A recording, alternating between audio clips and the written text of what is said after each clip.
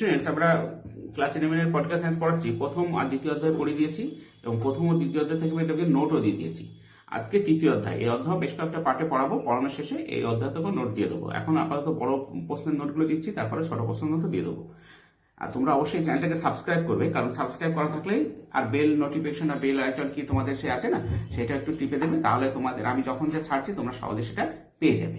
দেখো, আজকে পড়াবো তৃতীয় অধ্যায়, পার্ট 1, জাতি, জাতীয়তাবাদ ও আন্তর্জাতিকতা, নেশন, ন্যাশনালিজম অ্যান্ড ইন্টারন্যাশনালিজম, জনসমাজ, জাতীয় জনসমাজ এবং জাতি, পিপুল, ন্যাশনালিটি অ্যান্ড নেশন। জাতীয়তাবাদ এমন একটি শব্দ যা যুগ যুগ ধরে রাজনৈতিক চিন্তা জগতে আলোড়নের সৃষ্টি করেছে। জাতীয়তাবাদের সঙ্গে যেসব ধারণা নিবিড়ভাবে সম্পর্কযুক্ত সেগুলো হলো জনসমাজ, পিপুল, জাতীয় জনসমাজ, ন্যাশনালিটি এবং জাতি, নেশন। জাতীয় জনসমাজ এবং জাতি এই দুটি শব্দের ব্যুৎপত্তিগত অর্থ হলো একই পূর্বপুরুষ থেকে জাত জনসমষ্টি, কিন্তু এই দুটি শব্দের মধ্যে পার্থক্য নিরূপণের প্রশ্নে রাষ্ট্রবিজ্ঞানের ঐক্যমতে উপনীত হতে পারেননি।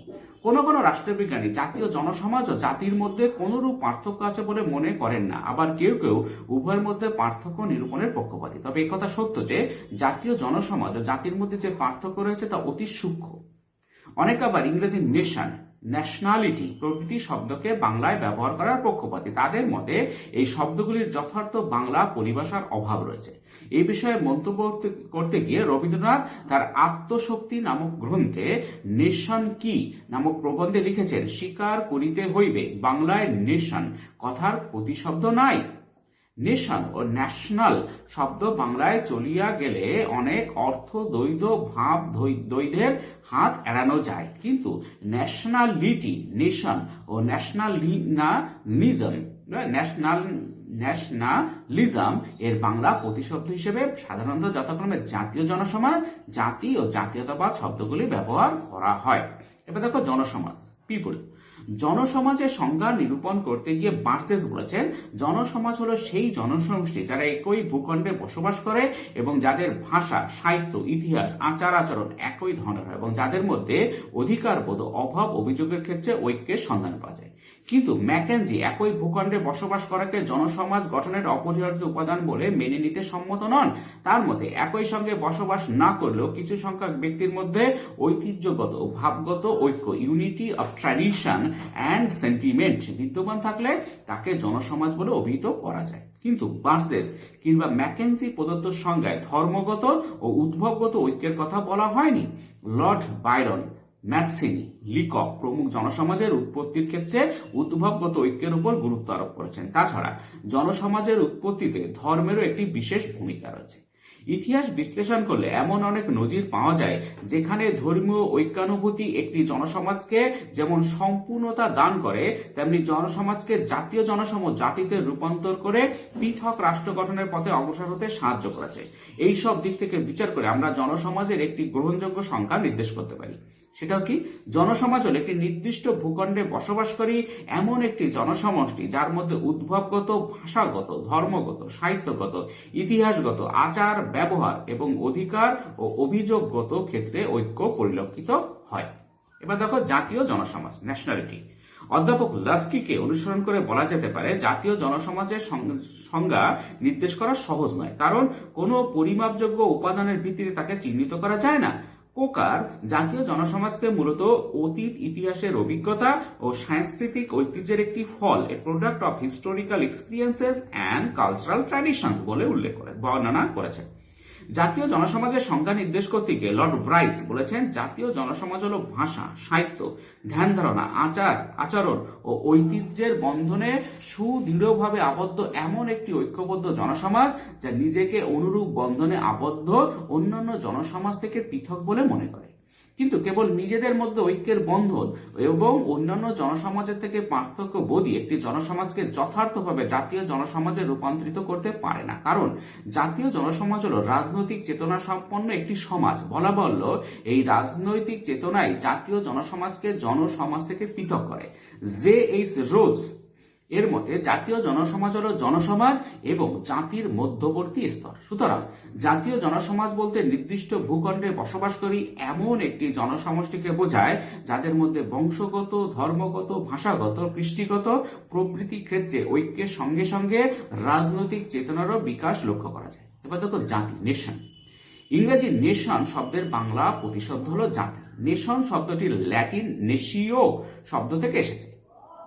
জাতি বলতে কি বোঝায়, এক কথায় তা বলা কঠিন। এ প্রসঙ্গে মন্তব্য করতে গিয়ে অধ্যাপক ল্যাস্কি বলেছেন, জাতির সংজ্ঞা নির্দেশ করা সহজ নয়, কারণ কোনো বিচার্য বাহ্যিক উপাদানের ভিত্তিতে তাকে চিহ্নিত করা যায় না। ফরাসি দার্শনিক রেনা এর মতে ভাষা কিংবা জৈবিক ভিত্তিতে জাতির সৃষ্টিও হয় না। জাতি হলো এক জীবন্ত আধ্যাত্মিক নীতির মূর্ত রূপ, কোনো গৌরবোজ্জ্বল বা দুঃখময় অতীত স্মৃতির বন্ধন এবং একই রাষ্ট্রে ঐক্যবদ্ধ হওয়ার ইচ্ছাই একটি জনসমাজকে জাতিতে পরিণত করে। রবীন্দ্রনাথ তার নেশন কি নামক প্রবন্ধে লিখেছেন, নেশন একটি সজীব সত্তা, একটি মানস পদার্থ। অতীতে সকলে মিলিয়া ত্যাগ দুঃখ স্বীকার এবং পুনর্বার সেই জন্য সকলে মিলিয়া প্রস্তুত থাকিবার ভাব হইতে জনসাধারণকে যে একটি একীভূত নিবিড় অভিব্যক্তি দান করে, তাহাই নেশন। ইহার পশ্চাতে একটি অতীত আছে বটে, কিন্তু তাহার প্রত্যক্ষগম্য লক্ষণটি বর্তমানে পাওয়া যায়। তাহা আর কিছু নয়, সাধারণ সম্মতি, সকলে মিলিয়া একত্রে এক জীবন বহন করিবার সুস্পষ্ট পরিব্যাপ্ত ইচ্ছা। এইসব সংজ্ঞার মধ্যে জাতির ভাবগত ঐক্যের উপর আলোকপাত করা হচ্ছে।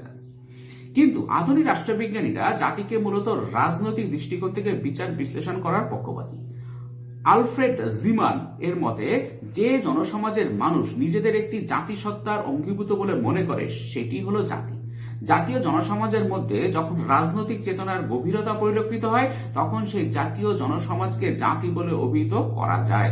লর্ড ব্রাইস বলেছেন, রাজনৈতিকভাবে সংগঠিত বহিঃশাসন থেকে সর্বপ্রকারে মুক্ত অথবা মুক্তিকামী একটি নির্দিষ্ট জনসমাজকে জাতি বলা হয়।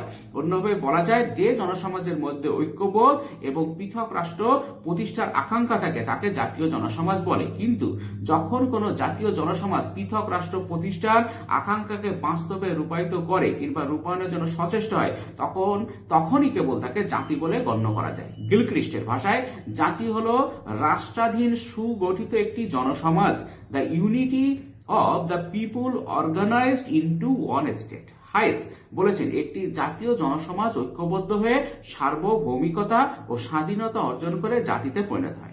স্টালিনের মতে জাতি হলো ঐতিহাসিকভাবে বিকশিত এমন একটি স্থায়ী জনসমাজ যাদের ভাষা এক, বাসভূমি এক, অর্থনৈতিক জীবন এক, মানসিক গঠনও এক এবং এই মানসিক গঠন একটি সাধারণ সংস্কৃতির মধ্য দিয়ে প্রকাশিত হয়। স্টালিন প্রদত্ত সংজ্ঞায় জাতিকে ঐতিহাসিকভাবে বিকশিত একটি স্থায়ী জনসমাজ বলে বর্ণনা করা হয়েছে। এবার দেখো, নির্মলিত উপায় জনসমাজ, জাতীয় জনসমাজ ও জাতির মধ্যে পার্থক্যের স্বরূপ নির্ণয় করা যেতে পারে। এক হচ্ছে জনসমাজ কি, জনসমাজ সমান সমান ঐক্যবদ্ধ জনসমষ্টি থেকে বিয়োগ হচ্ছে রাজনৈতিক চেতনা, সেটা হচ্ছে জনসমাজ। আর জাতীয় জনসমাজ হবে কখন, জনসমাজ যোগ রাজনৈতিক চেতনা, তখন হয়ে যাবে জাতীয় জনসমাজ। দেখো, জনসমাজে কিন্তু রাজনৈতিক চেতনা থাকছে না, কিন্তু যখন জাতীয় জনসমাজ হচ্ছে তখন জনসমাজের রাজনৈতিক চেতনা থাকছে। আর জাতি যখন কখন হচ্ছে, জাতীয় জনসমাজ গঠিত হওয়ার পর যখন জাতীয়তা বোধ গঠিত হচ্ছে, তখন রাষ্ট্র হচ্ছে এবং এইটাই হচ্ছে জাতি। তখন জাতি বলছে, যেমন আমাদের ভারত, আমরা ভারতীয় মানে ভারতীয় জাতি আর কি আমরা। ঠিক আছে স্টুডেন্ট, আজকে এই পর্যন্তই। এর পরের পাঠে দেখা হবে। Thank you very much for watching.